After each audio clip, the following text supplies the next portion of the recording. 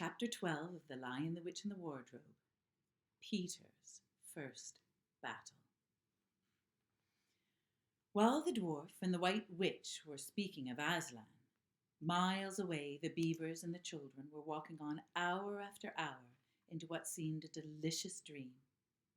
Long ago they had left their coats behind, and by now they had even stopped saying to one another, "Look, there's a kingfisher," or "I say, bluebells," or "What was that lovely smell?"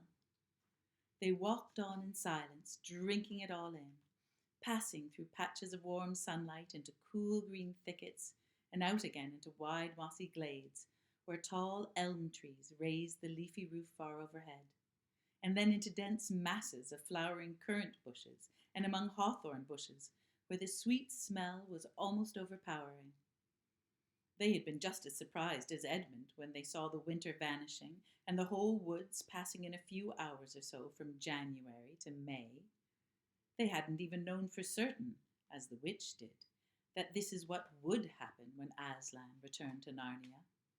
But they all knew that it was her spells that had produced the endless winter, and therefore they all knew when this magic spring began that something had gone wrong, badly wrong, with the witch's schemes.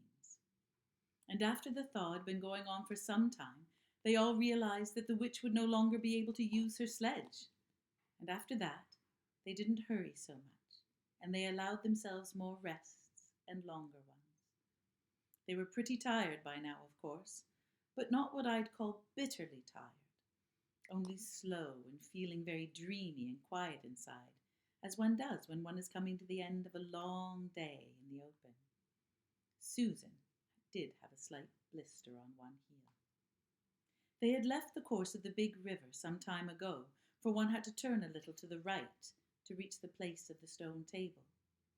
Even if this had not been their way, they couldn't have kept to the river valley once the thaw began, for with all the melting snow the river was soon a flood, a wonderful, roaring, thundering yellow flood, and their path would have been under water. Now the sun got low, and the light got redder, and the shadows got longer, and the flowers began to think about closing up for the evening. "Not long now," said Mr. Beaver, and he began leading them uphill across some very deep, springy moss. It felt very nice under their tired feet. He brought them to a place where only tall trees grew, very wide apart. The climb, coming at the end of a long day, made them all pant and blow, and just as Lucy was wondering whether she really could get to the top without another rest, suddenly there they were, at the top, and this is what they saw.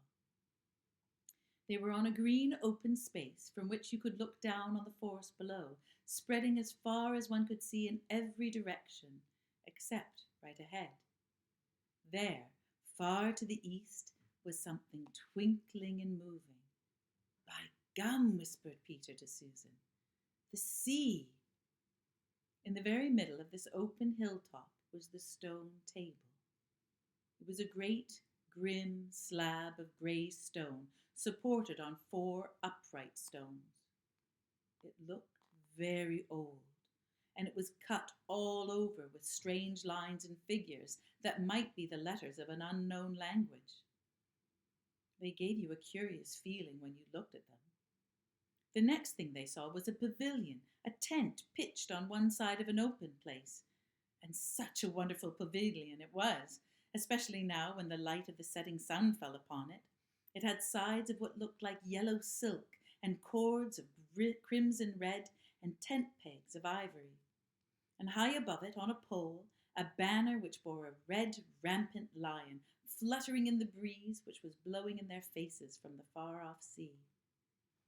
While they were looking at this, they heard a sound of music on their right, and turning in that direction, they saw what they had come to see.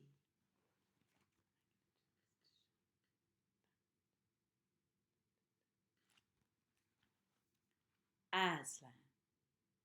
Aslan stood in the center of a crowd of creatures who had grouped round them in the shape of a half-moon. There were tree women there and well women who had stringed instruments. It was they who had made the music. and there were 4 great centaurs. The horse part of them was like a huge English farm horse, and the man part was like stern but beautiful giants. There was also a unicorn, and a bull with the head of a man, and a pelican, and an eagle, and a great dog.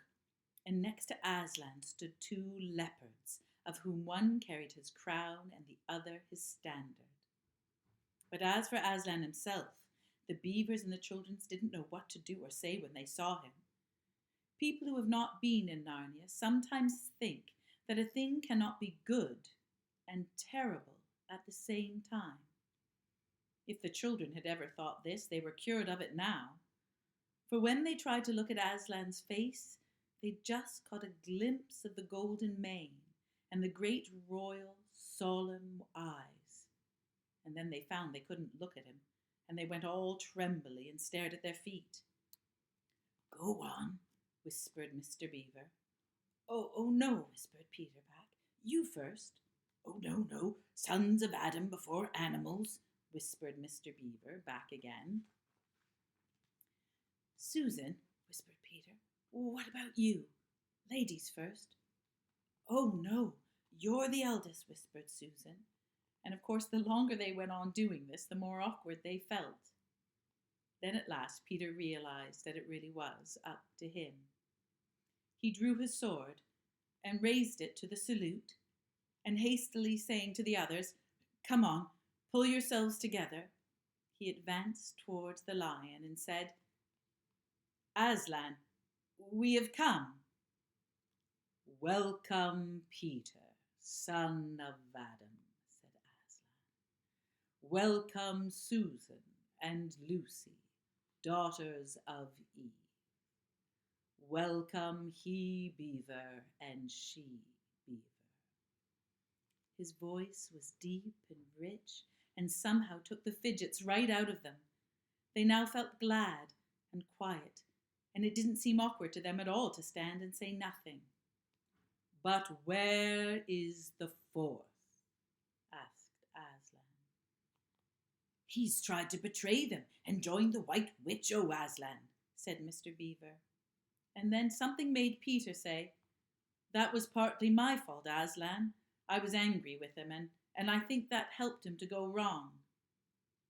And Aslan said nothing, either to excuse Peter or to blame him, but merely stood looking at him with his great, unchanging eyes. And it seemed to all of them that there was nothing to be said. Until, "Please, Aslan," said Lucy, "can anything be done to save Edmund?" "All shall be done," said Aslan, "but it may be harder than you think." And then he was silent again for some time. Up to that moment, Lucy had been thinking how royal and strong and peaceful his face looked. But now it suddenly came into her head that Aslan looked sad as well. But next minute that expression was quite gone. The lion shook his mane and clapped his paws together. Terrible paws, thought Lucy, if he didn't know how to soften and velvet them. And Aslan said, "Meanwhile, let the feast be prepared. Ladies, take these daughters of Eve to the pavilion and minister to them."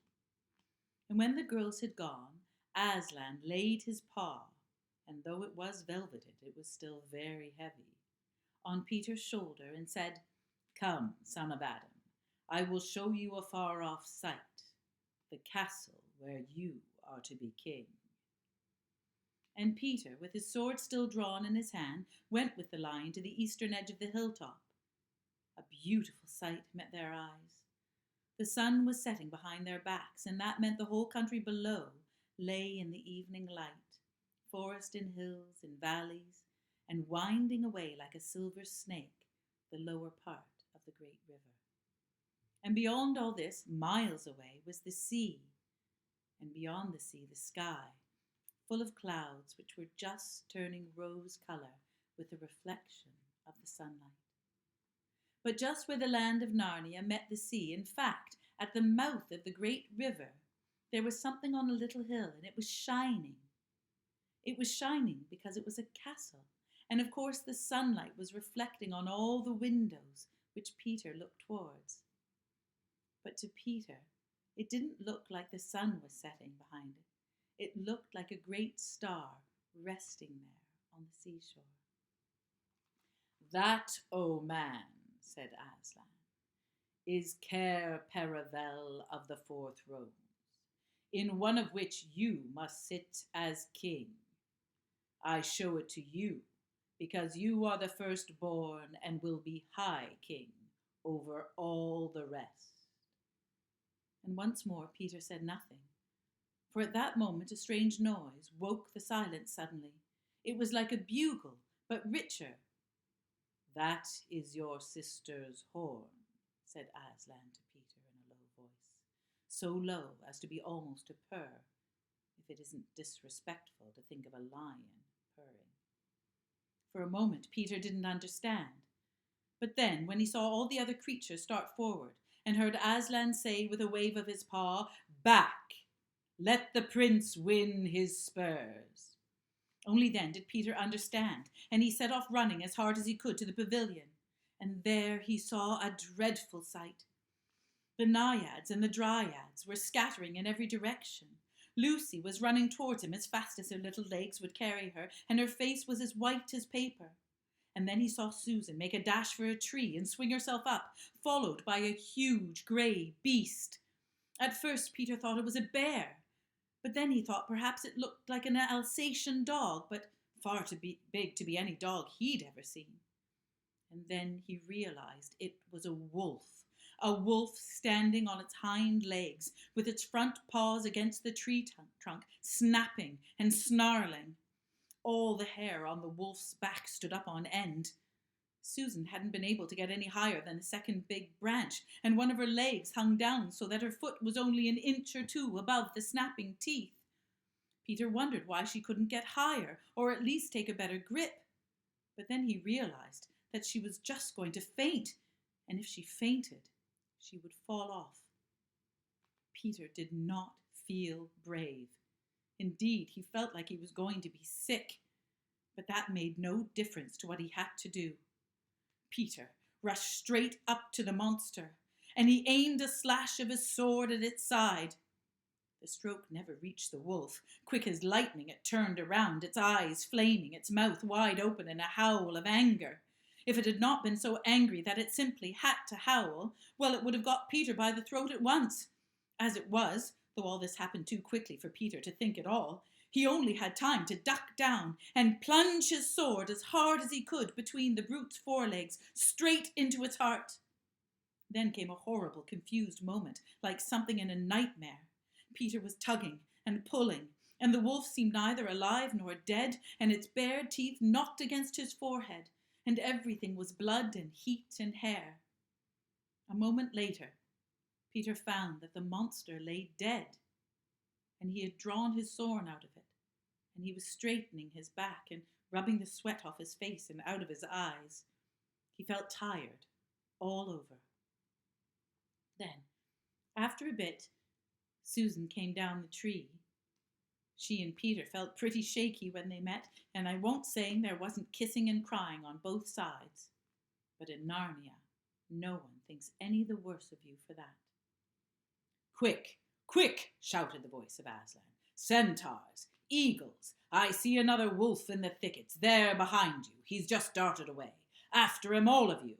He will be going back to his mistress. Now is your chance to find the witch and rescue the 4th son of Adam." Instantly, with a thunder of hooves and a beating of wings, a dozen or so of the swiftest creatures disappeared into the gathering darkness after the wolf. Peter, still out of breath, turned and saw Aslan close at hand. "You have forgotten to clean your sword," said Aslan. It was true. Peter blushed when he looked at the bright blade and saw it was all smeared with the wolf's hair and blood. He stooped down and wiped it quite clean on the grass, and then wiped it quite dry on his coat. "Hand it to me and kneel, son of Adam," said Aslan. And when Peter had done so, he struck him with the flat of the blade on each shoulder and said, "Rise up, Sir Peter Wolfsbane, and whatever happens, never forget to clean your sword." And that is the end of chapter 12.